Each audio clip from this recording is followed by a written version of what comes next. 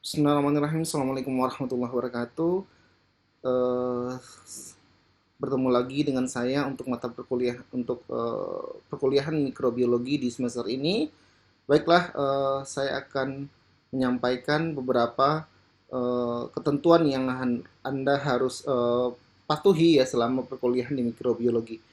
Nah, di pertemuan kali ini pertemuan pertama ini ya saya akan membacakan kontrak belajar, kemudian perkenalan tentang materi-materi apa saja yang akan kita pelajari, serta sedikit menyinggung tentang sejarah perkembangan mikrobiologi. Baiklah, sebelum kita masuk penjelasan, alangkah lebih baiknya kita akan menjelaskan ya visi dan misi dari Universitas Esa Unggul, di mana menjadi perguruan tinggi kelas dunia berbasis intelektualitas, kreativitas, kewirausahaan yang unggul dalam mutu pengelolaan dan hasil pelaksanaan tridharma perguruan tinggi. Sedangkan untuk misinya menyelenggarakan pendidikan tinggi yang bermutu dan relevan, menciptakan suasana akademik yang kondusif, serta memberikan pelayanan prima kepada seluruh pemangku kepercayaan. Nah, ini adalah materi yang akan kita pelajari selama 14 kali pertemuan ya. Untuk topik sebelum UTS, kita akan mempelajari tentang ruang lingkup dan sejarah mikrobiologi, struktur mikroba, nutrisi pertumbuhan mikroba, virus dan karakteristiknya, bakteri dengan karakteristiknya, archaea dengan pengompokannya, serta protista dengan pengelompokannya.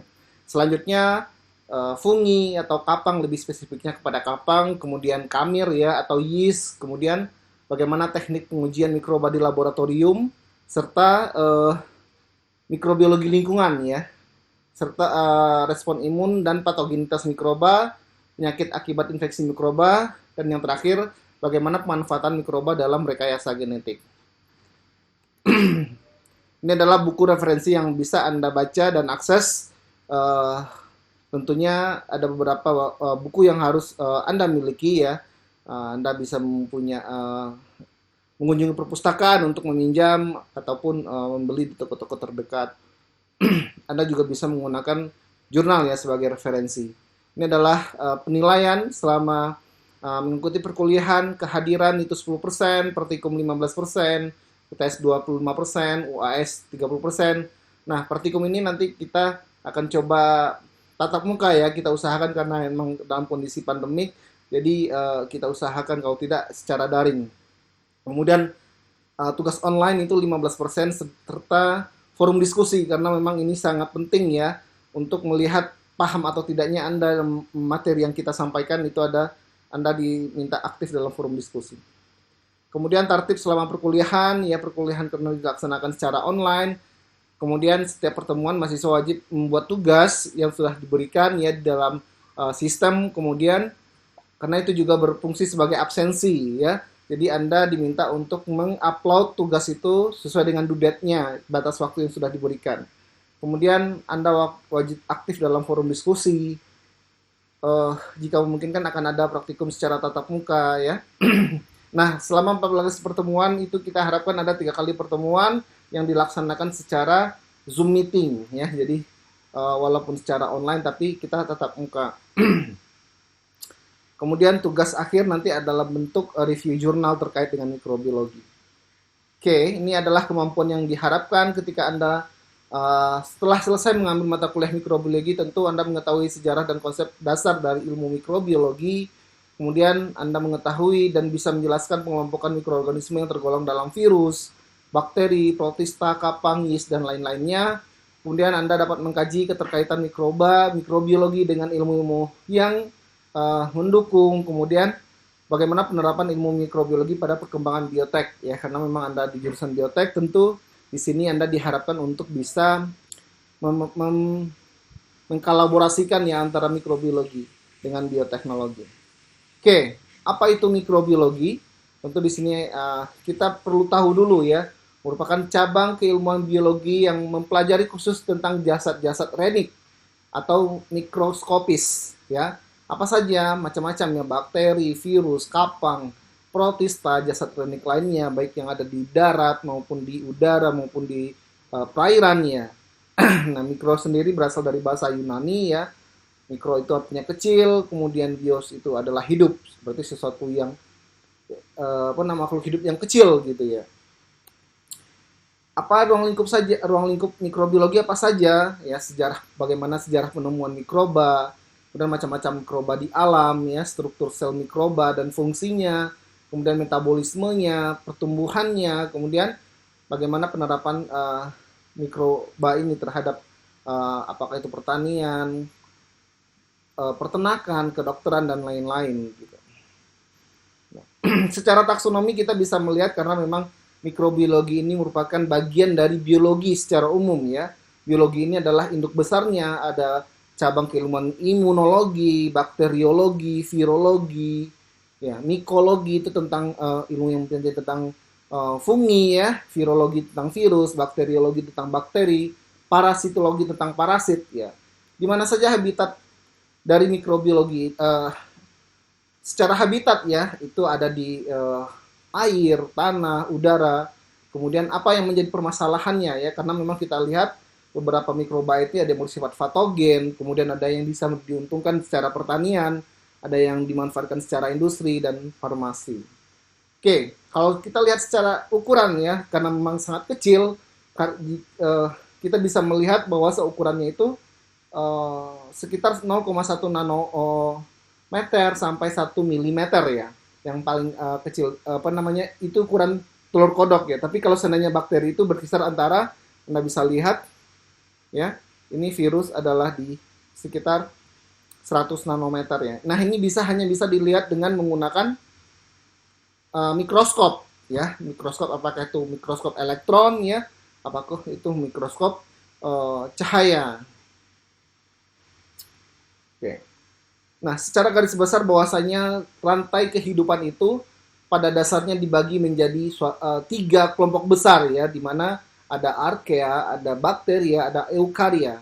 Kita tergolong kemana? Kita adalah tergolong ke dalam eukarya ya, karena kompleksitas dari sel, bentuk sel dari ya, itu sendiri. Kemudian ada archaea ya, karena memang archaea ini merupakan suatu organisme yang mampu hidup dalam kondisi ekstrim sehingga dia jadi kelompokan satu pengelompokan. Kemudian bakteri ya, bakteri.